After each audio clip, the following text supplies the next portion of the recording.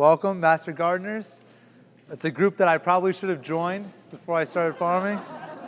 Guy Savoy is a French chef from Paris, has a lot of restaurants in Paris, and Caesar's Palace wooed him to come to America and open up a restaurant.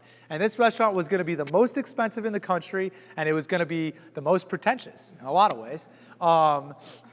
My first order with this company was 110 pounds of Perigold French black truffles that costed almost $700 a pound. All these truffles were destined for a soup, a $68 bowl of soup that was going to be just black truffles and artichokes for the entire year. I thought I was moving in the right direction with my career. I was saucier, the highest cook in this kitchen. I was making, I think, like $43,000 a year as a cook. I was doing really well. I was the first employee of this restaurant, and I thought that I was on my way to becoming a great chef and moving up the ladder. Well, when I was there, I started to get a little frustrated. All the exotic ingredients was all about caviar, foie gras, truffles, and saffron. And my family from Bloomington, or from Downs, came, they had a meal, and after everything that came out, it was like a 12-course meal, and like everything just went way over their head.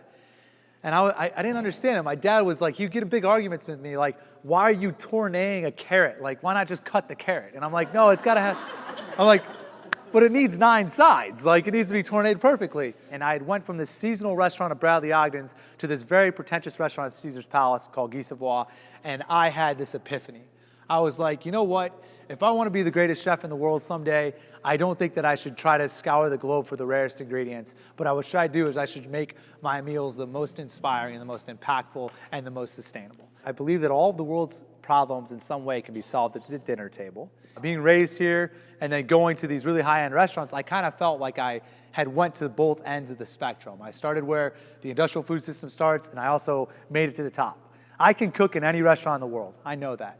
As a matter of fact, I can win in those kitchens. That's a sport that I can win, but it wasn't something that I wanted to do. It's not very impactful, and I think that the most valuable meal doesn't necessarily need to be the most expensive, but it should be the most inspiring. I understand the industrial model. I get it. Food needs to be more affordable, and we're very lucky that our food is affordable. What we lost in trying to make our food as affordable as possible is the micronutrients, and that's a huge issue. You can apply economy of scale to a factory to create a widget, but I don't think that we should be applying that to our diet. We are what we eat, and more importantly, we are what we eat eats. And so that's really, really important that we're eating food that is not contaminated. We've had a tremendous amount of local support when it comes to people in Bloomington-Normal. We're really, really lucky that it has worked.